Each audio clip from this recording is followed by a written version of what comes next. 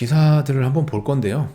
오늘 기사를 한번 보겠습니다. 자, 육가공 제품이요 우유 과자값도 오른다. 우리가 이거 인플레이션 얘기는 꾸준히 해오고 있잖아요. 인플레이션이 일어남으로써 금리가 올라가고 그 금리가 오름으로 인해서 뭔가 주택 가격이 하향 안정세로 가는 게 아니냐, 수요가 위축되는 게 아니냐, 이런 이야기들 많이 하고 계시니까요. 어쨌든 지금 육가공, 시멘트, 철근, 그리고 이제 또 원유, 기름값도 오른다고 하잖아요. 이런 일련의 과정들 속에서 과연 부동산 가격이 어떻게 움직일 건가, 그 자료를 오늘 준비했습니다. 기사를 먼저 보면요. 무주택이나 1주택자는 청약이 불패고, 청약을 이제 전략적으로 고수를 하시고, 다주택자는 꼬마 빌딩이나 상가 쪽을 보라고 이렇게 하는 기사가 있었습니다. 부동산 전문가 10명을 대상으로 설문조사한 결과 모두 적어도 내년까지는 집값 상승세가 이어질 것으로 전망. 이게 내년까지라고 돼 있는데 사실상 올해 안에 금리 인상을 뭐 2번 정도 할 수 있다고 해요. 그러면은 과거가 금리가 어땠고 현재 금리가 어땠고 앞으로 올라갈 금리가 어느 정도인지 예측도 해봐야겠죠. 그 자료 준비한 게 있습니다. 그 전에 기사부터 한번 훑어볼게요. 자, 대출 규제 완화되는 무주택자 6에서 8억대 아파트 노려라. 대부분 평택에 해당됩니다. 물론 이게 여기도 나오겠지만 투기 지역에서 LTV, DSR 적용해가지고 뭐 4억 이내로 뭐 어느 정도 이제 대출을 받는다는 그 내용들이 있고, 조정 대상 지역에서는 사실상 뭐 어느 정도, 웬만하면 대출 받아가지고 집을 사는데 큰 무리가 없는 정도로 대출이 풀리고 있습니다. 근데 뭐 눈 가리고 아웅식으로 풀어준 거는 맞아요. DSR을 안 건드리고 LTV만 건드렸기 때문에. 근데 이게 사실 제가 봤을 때는 굉장히, 선진국인 그 미국이나 다른 나라에 비해서도 굉장히 타이트하게 조이고 있는 상태거든요. 굉장히 타이트하게 조이는 상태이기 때문에 이거를 1, 20%를 만약에 더 풀어주게 된다면 그때는 부동산에 미치는 파급력이 굉장하지 않을까. 그래서 섣불리 이걸 건드리지 못하지 않을까. 그리고 뭐 조정 대상 지역이나 투기 지역이나 뭐 이런 지금 주택 수요를 억누르고 있는 것들을 함부로 건드리지 못하고 있는 게, 전부 다 만약에라도 이거를 잘못 건드리면 이게 뭐 폭발할 것 같은데, 그러면 앞으로 오는 이 대선에 불을 보듯 필패잖아요. 그렇게 되면 서민들 주거 안정이 목표였는데 주거를 불안하게 했기 때문에 거의 필패를 할 것 같은데, 뭐 그거는 지켜봐야겠지만 어쨌든 그런 부분들로만 놓고 보면 이거 함부로 어떤 정권이 바뀐다고 해가지고 이거 섣불리 건드리기가 참 어렵다. 금리를 인상하면서 대출을 조금씩 풀어주면 주택가격 안정이 안 될 거고, 금리 인상하면서 대출이 묶여있기 때문에 주택가격이 안정이 될 수 있는 뭔가 여지가 마련되는 건데, 물론 거기에다 공급까지 같이 해줘야겠죠. 근데 금리 인상하면서 기존에 막혀있던 대출을 조금씩 풀어준다? 그럼 이거 오히려 역발상이 될 수 있지 않을까? 그런 것들. 그리고 차기 정권 누가 되더라도 집값 통제, 토지 공개념에 부자 증세까지, 뭐 이런 것들이 나오는데 이거는 이제 민주당 쪽 얘기입니다. 근데 여기에 재밌는 게 나와요. 이 토지 공개념이라는 내용이 나오거든요. 그리고 토지 공개념 3법이라는 게 나오고, 그리고 여기에 이제 부자 증세나 뭐 그 기본 주택 뭐 이런 개념들이 나오거든요. 이게 사실 잘 모르겠어서, 여기 보면 대통령 되려면 집값부터 잡아라, 뭐 보면은 토지 공개념 3법이라는 게 있습니다. 택지 소유 상한법과 개발 이익 환수법, 종합부동산세법 재개정 안 한다. 토지 소유 상한법 개정으로 해가지고 한 사람이나 법인이나 몇 평 이상 갖지 말아라.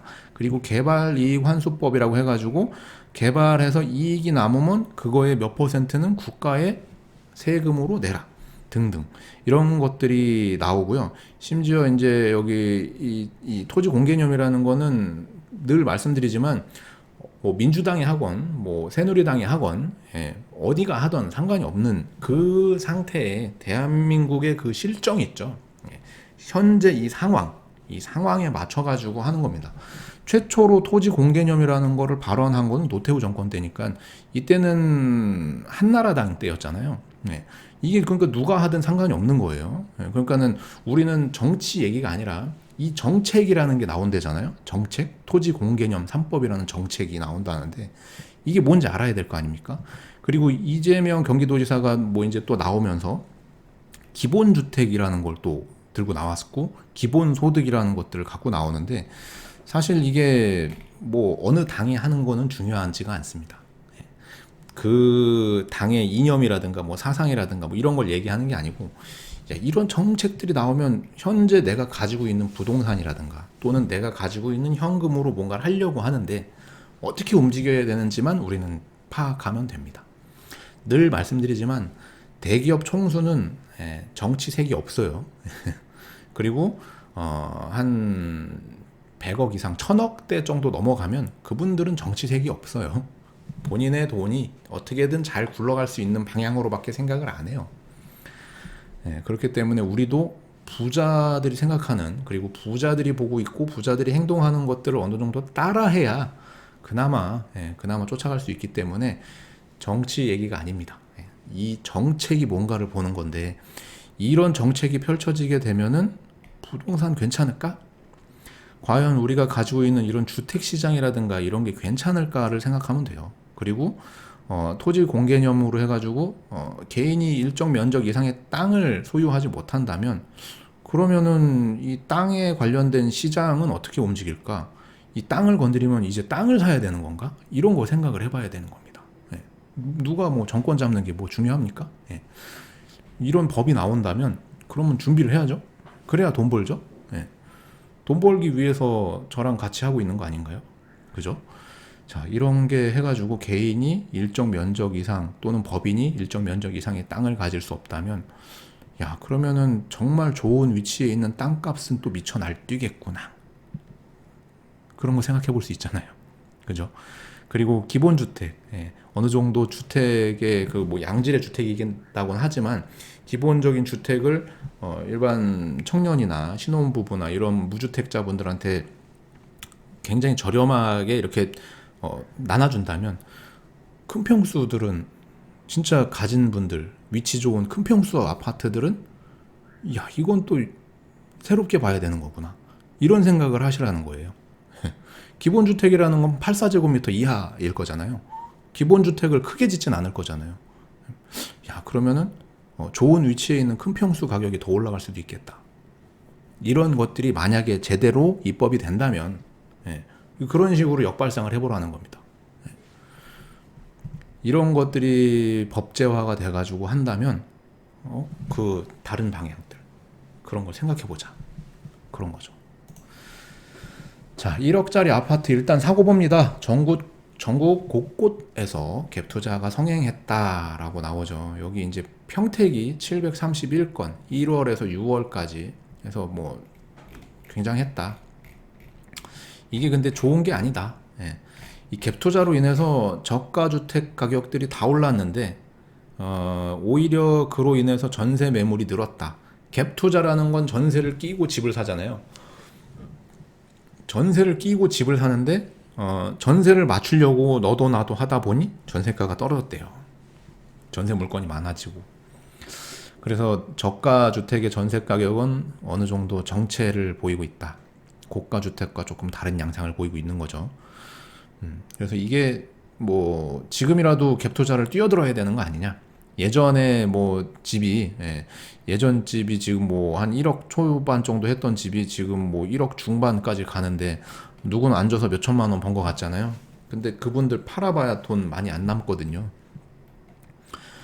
양도세 때문에 뭐 그런 것들 그리고 그 이후에 집을 사줄 사람이 또 있어야 되잖아요. 근데 공시지가 1억 넘어갔을 건데 그렇게 되면 사줄 사람이 없죠.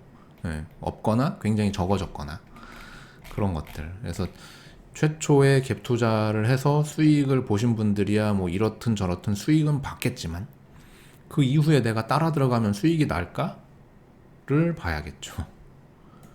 자, 잔금 못 치르면 어떡하죠? 전세 쌓이는 갭 투자 성지 그곳. 평택 갭 투자 증가로 전세 매물 2배 증가. 세입자 못 구해 잔금 못 맞추는 사례까지. 평택 6개월간 갭 투자 680건, 경기에서 최다. 이런 식으로 나옵니다. 여기 이제 고덕면 국리에 뭐 이제 태평 아파트 얘기 나오고 세교동에 뭐 부영 아파트 얘기 나오고 등등등 뭐 여러 가지 나오는데, 기존에 1억 미만이었던 아파트들 웬만하면 거진 다 올랐다. 그러면은 그거에 우리가 편승해야 되느냐? 예, 살짝 늦은 감이 있다. 지켜보자. 예, 그분들 물론 집값이 지금보다 더 올라가겠지만 전세가가 올라가고 뭐 하면서, 근데 전세가는 지금 갭 투자 들어가신 분들은 새롭게 세입자를 맞췄다면 4년 동안 어쨌든 전세값을 못 올릴 거고, 실거주를 안 했기 때문에 이미 공시지가 1억 넘어가고 하면서 양도소득세 중간은 못 피할 거고, 뭐 이런저런 거 따져봤을 때 그분들이 가져갈 수 있는 최소 이 마진이라는 게 있을 텐데, 그거를 내가 받아서 들어감으로써 나는 또 얼마를 남길 건지 등등을 계산을 해봐야 되는데, 평택에 전반적으로 집값이 앞으로 뭐 한 3년 이상 계속 올라간다면, 계속 올라간다면 뭐 지금이라도 들어가겠지만, 이거 느낌적으로는 한 2년 정도는 더 올라가고 길면 3년 정도인데, 그 이후에는 뭐 어느 정도 정체가 올 것 같은데, 주택 가격이 어느 정도 이제 정체가 올 것 같은데, 그 이후에, 그리고 정체 이후에 다시 이제 상승 흐름이 또 타겠지만, 그러면은 감내해야 될 시간 같은 것도 잘 계산해 봐야 되니까. 예, 그런 것들. 예. 그리고 매주 바뀌는 집값 상승률 1위 지역 싸다고 덜컥 매수하면 발목 잡힌다. 뭐 이거 제 생각하고 약간 비슷해요. 6월 들어 주간 상승률 1위를 차지했던 안성, 동두천, 평택 등은 수도권에서 집값이 가장 싼 편에 속하는 곳이다. 굉장히 매력적인 이야기입니다. 수도권에서 가장 싸대요. 예. 아직도 올라갈 여지가 충분히 많이 남았다. 예. 핵심 지역에 있는 아파트를 가지고 계시거나, 또는 호재가 존재하고 있는 이 평택, 뭐 인구가 증가하고 있는 이 평택에서 아직도 상승 여력이 남았다는 거. 하지만 지금 약간 주의할 필요성은 있다. 특히나 저가 주택에 갭 투자로 들어가는 것은 주의할 필요성이 있다라는 게 제 개인적인 생각입니다. 자, 그리고 여기 노형욱의 경고, 집값 2, 3년 뒤 반대로 갭 투자 영끌 말라 뭐 해가지고, 뭐 3기 신도시에 저번 시간에도 말씀드렸지만 3기 신도시에 시세의 6에서 80% 저가 아파트를 공급하고, 앞으로 금리가 올라가고 하면서 뭔가 주택 매수 심리를 잠재우기 위해서 국토교통부 장관이 이제 얘기를 하고 계신 건데, 국토교통부 장관이라는 분이 앞으로 집값이 올라갈 거니까 사라고 했던 거는 역사적으로 한 번밖에 없어요. 그죠?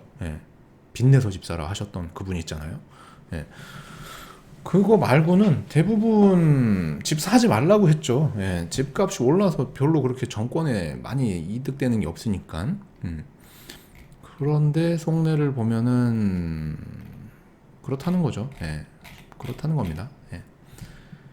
여기 그리고 월세 부추기는 전세 보증보험 의무화에 또 세입자만 역풍. 이게 뭐냐면요, 앞으로 8월 18일부터는 전세 보증보험을 가입을 의무화하거든요.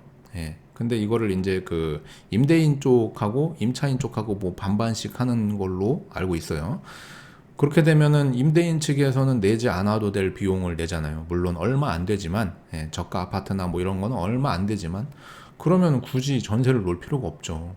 전세에 대해서 간주소득까지 때려가지고 건강보험료부터 모든 게 다 올라갈 수도 있는데, 굳이 전세 안 놓고 반전세라든가 뭐 이런 거를 많이 이제 놓겠죠.